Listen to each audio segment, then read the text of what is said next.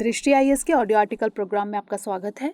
आज का हमारा आर्टिकल यूएन वाटर में वर्ल्ड वाटर डे के अवसर पर प्रकाशित खबर और पीआईबी में छपी खबर के सम्मिलित सारांश पर आधारित है। इसमें टीम दृष्टि के इनपुट्स भी शामिल हैं। यह ऑडियो आर्टिकल जीएस पेपर 1 के भूगोल खंड से जुड़ा है। तो आइए आर्टिकल की शुरुआत करते हैं। हमारे वीडियो अंग्रेजी में देखने के लिए फॉलो करें हमारा ही दूसरा यूट्यूब चैनल दृष्टि आईएएस इंग्लिश। आज यानी 22 मार्च को दुनिया भर में विश्व जल दिवस मनाया जा रहा है। इसका आयोजन वैश्विक जल संकट और जल के महत्व को समझाने के लिए होता है। साथ ही इसका मकसद सतत विकास लक्ष्य 6 को हासिल करने के प्रयासों में मदद करना भी है। सतत विकास लक्ष्य 6 के मुताबिक 2030 तक पानी और स्वच्छता तक सभी की पहुंच सुनिश्चित करनी है। पानी के महत्व को समझते हुए दिसंबर 2016 में यूनाइटेड नेशंस जनरल असेंबली ने 2018 से 2028 को international decade for action water for sustainable development भी घोषित किया था। वहीं इस साल के विश्व जल दिवस की थीम वैल्यूइंग वाटर और कैंपेन थीम #WaterToMe रखी गई है। थीम के मुताबिक पानी का मूल्य इसकी कीमत से कहीं अधिक है। पानी हमारे घरों, भोजन, संस्कृति, स्वास्थ्य, शिक्षा, अर्थव्यवस्था और प्राकृतिक पर्यावरण के लिए अमूल्य है। अगर हम इसकी अनदेखी यूं ही जारी रखेंगे तो इस अमूल्य संसाधन से हाथ धो बैठेंगे। विश्व जल दिवस के मौके पर पूरी दुनिया जल की महत्ता और उसे बचाने के उपायों पर बात करती है। विश्व जल दिवस के मौके पर टीम दृष्टि पेश कर रही है जल और उससे जुड़े बिंदुओं पर एक ऑडियो आर्टिकल। इसमें हम जल संसाधनों की विश्व और भारत में अवस्थिति पर बात करेंगे। भारत में जल संकट की स्थिति पर चर्चा करेंगे। इसके अलावा जल संकट से निपटने के लिए समाधानों पर भी बात करेंगे। आइए सबसे पहले जल संसाधनों की भारत और विश्व में अवस्थिति देखते हैं। वैश्विक स्तर पर 96.5% पानी महासागरों में है। 0.9% पानी अन्य खारे स्रोतों में है। वहीं मीठे पानी की मात्रा 2.5% है। मीठे पानी के स्रोतों में ग्लेशियर्स और आइस कैप्स में 68.7% और ग्राउंड वाटर यानी भौम जल के रूप में 30.1% पानी मौजूद है। सतह या अन्य जगहों पर मौजूद मीठा पानी 1.2% है। वहीं भारत में जल संसाधनों की बात करें तो जल संविधान की 7वीं अनुसूची में राज्य सूची के तहत है। दूसरी तरफ संघ सूची में अंतर्राज्यीय नदी जल से संबंधित मुद्दे शामिल हैं। भारत दुनिया के क्षेत्रफल में 2.4% की हिस्सेदारी रखता है। वहीं मीठे पानी के जल संसाधनों के मामले में ये आंकड़ा लगभग 4% है। भारत को वर्षण के जरिए साल भर में लगभग 4000 बिलियन क्यूबिक मीटर पानी हासिल होता है। सतह और भौम जल से 1869 बिलियन क्यूबिक मीटर जल की मात्रा हासिल होती है। इसमें केवल 60% को ही उपयोग में लिया जा सकता है। भारत में सतही जल स्रोतों के मुख्य स्रोत नदियां, झीलें, तालाब और टैंक हैं। भारत में लगभग 10,360 नदियां और उनकी सहायक नदियां हैं। लेकिन स्थलाकृतिक और जलीय चुनौतियों के चलते कुल सतही जल का केवल 32% ही उपयोग में लिया जाता है। इसके अलावा देश में पुनर्भरणीय भौम जल यानी ग्राउंड वाटर रिसोर्सेज की मात्रा सालाना लगभग 432 क्यूबिक किलोमीटर है। लेकिन उत्तर पश्चिमी क्षेत्र के रिवर बेसिन और दक्षिण भारत के कुछ क्षेत्रों में ग्राउंड वाटर का बहुत अधिक मात्रा में उपयोग किया जाता है। पंजाब, हरियाणा, राजस्थान और तमिलनाडु जैसे राज्यों में ग्राउंड वाटर का बहुत तेजी से दोहन किया जा रहा है, जो कि चुनौतियों को बढ़ा रहा है। इसके अलावा भारत के पास लगभग 7516 किलोमीटर लंबी तटरेखा है। ये तटरेखा कुछ राज्यों में बहुत अधिक इंडेंटेड यानी दंतुरित है। इस वजह से इन राज्यों में कई सारे लैगून और झीलें निर्मित हुई हैं। केरल, ओडिशा, पश्चिम बंगाल जैसे राज्य इन संसाधनों से समृद्ध है। हालांकि इनमें पानी आमतौर पर खारा होता है, इसलिए इनका प्रयोग मछली पालन और कुछ फसलों के लिए किया जाता है। साथ ही आवासन एवं शहरी मंत्रालय के मुताबिक सालाना प्रति व्यक्ति पानी की उपलब्धता 2001 में 1816 क्यूबिक मीटर, 2011 में 1545 क्यूबिक मीटर थी। अब यह घटकर 2021 में 1486 क्यूबिक मीटर और 2031 में 1367 क्यूबिक मीटर रहने का अनुमान किया गया है। प्रति व्यक्ति पानी की उपलब्धता देश की जनसंख्या पर निर्भर करती है। लगातार बढ़ती जनसंख्या के चलते प्रति व्यक्ति पानी की उपलब्धता में भी कमी आ रही है। गौरतलब है कि जल जीवन मिशन के तहत शहरी क्षेत्र में 135 लीटर प्रति व्यक्ति प्रतिदिन और ग्रामीण क्षेत्र में 55 लीटर प्रति व्यक्ति प्रतिदिन को बेंचमार्क बनाने की सलाह दी गई है। इस लक्ष्य को पूरा करने के लिए न केवल उपलब्ध संसाधनों का सूझबूझ के साथ प्रयोग जरूरी है, बल्कि लोगों तक जल की उपलब्धता सुनिश्चित करने की राह में आने वाली अड़चनों को दूर करना भी जरूरी है। आइए अब देखते हैं कि भारत में जल संकट की क्या स्थिति है और भारत की जल समस्याओं में क्षेत्रीय स्तर पर क्या अंतर है। सबसे पहले कुछ तथ्यों पर नजर डालते हैं। वैश्विक स्तर पर जारी कुछ रिपोर्ट्स पर गौर करें तो विश्व आर्थिक मंच द्वारा जारी ग्लोबल रिस्क रिपोर्ट 2019 के मुताबिक ग्लोबल रिस्क इम्पैक्ट में जल संकट को चौथे स्थान पर रखा गया था। इसके अलावा भारत का वाटर फुटप्रिंट 983 क्यूबिक मीटर प्रति व्यक्ति है। यह वैश्विक औसत 1243 क्यूबिक मीटर से काफी कम है।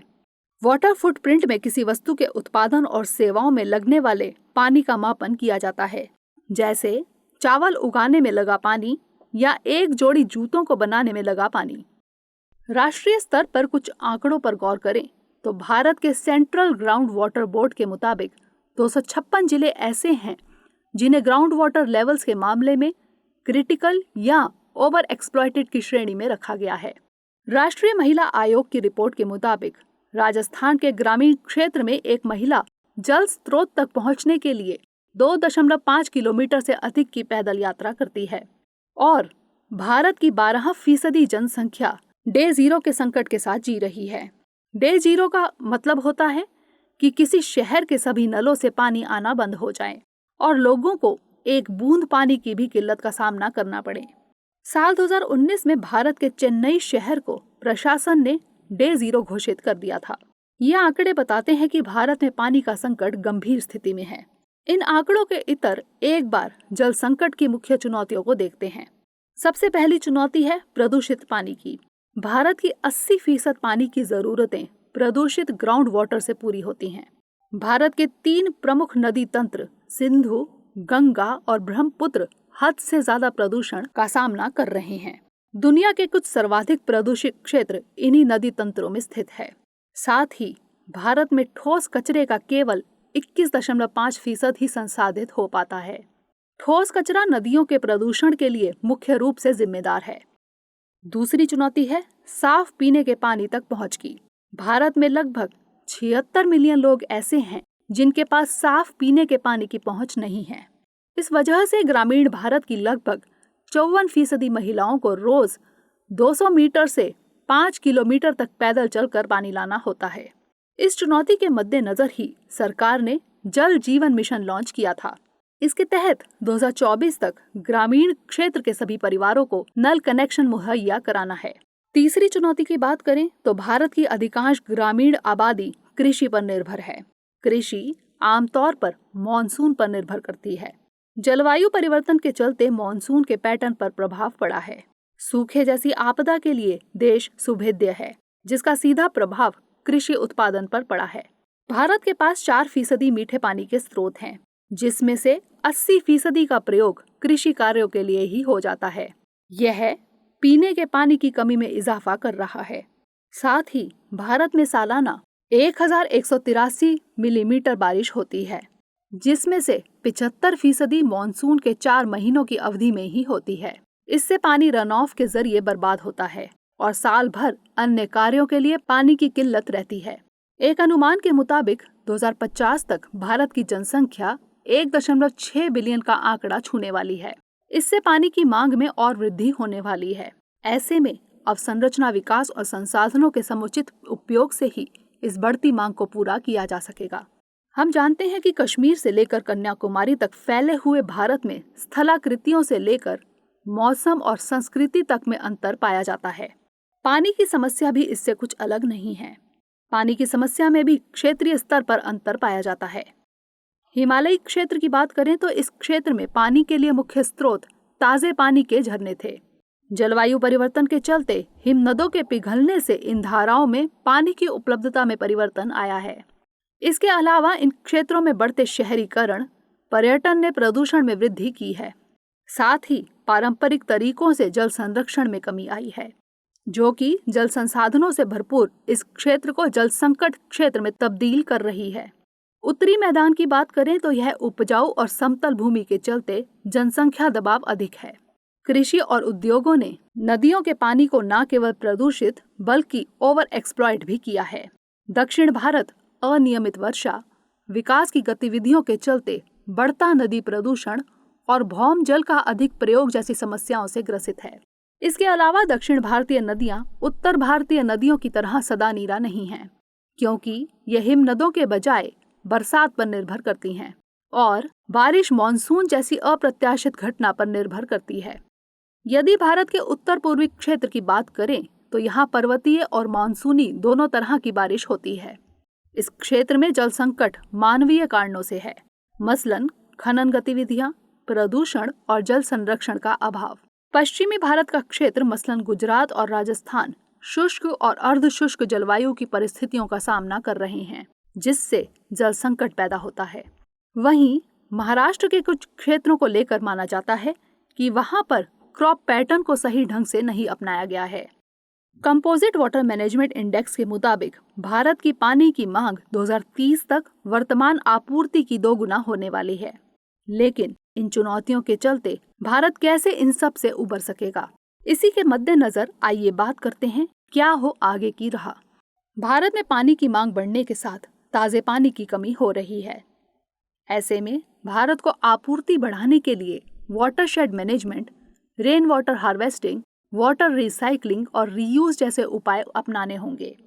वाटरशेड मैनेजमेंट में पानी के रन ऑफ को रोकना और ग्राउंड वाटर के रिचार्ज जैसी गतिविधियां शामिल होती हैं। केंद्र सरकार द्वारा हरियाली नामक वाटरशेड डेवलपमेंट प्रोजेक्ट चलाया जा रहा है। इसे ग्राम पंचायतों द्वारा लोगों के सहयोग से लागू किया जाता है। रेन वाटर हार्वेस्टिंग में बारिश के पानी को एकत्रित करके अन्य गतिविधियों में प्रयोग किया जाता है। इसका प्रयोग ग्राउंड वाटर को रिचार्ज करने में भी किया जा सकता है। यह कम कीमत वाली इको फ्रेंडली टेक्निक है, जिससे पानी की हर बूंद को बचाया जा सकता है। जल प्रदूषण के चलते उपलब्ध जल संसाधनों की गुणवत्ता में तेजी से गिरावट आ रही है। इसके लिए जरूरत है आम जनता में जल की महत्ता और प्रदूषण के संबंध में जागरूकता फैलाने की। तभी कृषि, घरेलू उपयोग और उद्योगों से निकलने वाले प्रदूषकों को जल निकायों में जाने से रोका जा सकता है। जो जरूरी संसाधन सीमित मात्रा में हो, उन्हें जरूरी खर्च करने में कमी भले ही ना की जा सके, लेकिन एक सीमा तक बचाया जरूर जा सकता है। वाटर रिसाइकलिंग पानी को बचाने का सबसे बेहतर जरिया है। नहाने, बर्तन धोने वाले पानी का प्रयोग बागवानी के लिए किया जा सकता है। गाड़ियों की धुलाई के बजाय पोंछकर काम चलाया जा सकता है। वर्तमान में पानी की रिसाइकलिंग बहुत ही सीमित स्तर पर होती है, लेकिन पानी की रिसाइकलिंग करके बड़ी मात्रा में पानी की बचत की जा सकती है। एक प्रसिद्ध कथन है कि प्राकृतिक संसाधन हमें पूर्वजों से मिली विरासत नहीं, बल्कि आने वाली पीढ़ियों का हम पर उधार है। इसी कथन के आलोक में हमें भी पानी को अपना उधार चुकाने के लिए बचाना होगा। आइए अब नोट करते हैं आज का सवाल। जल संकट आने वाले वक्त की सबसे बड़ी चुनौती है। इस कथन के आलोक में जल संकट से जुड़ी चुनौतियों और समाधानों पर चर्चा कीजिए।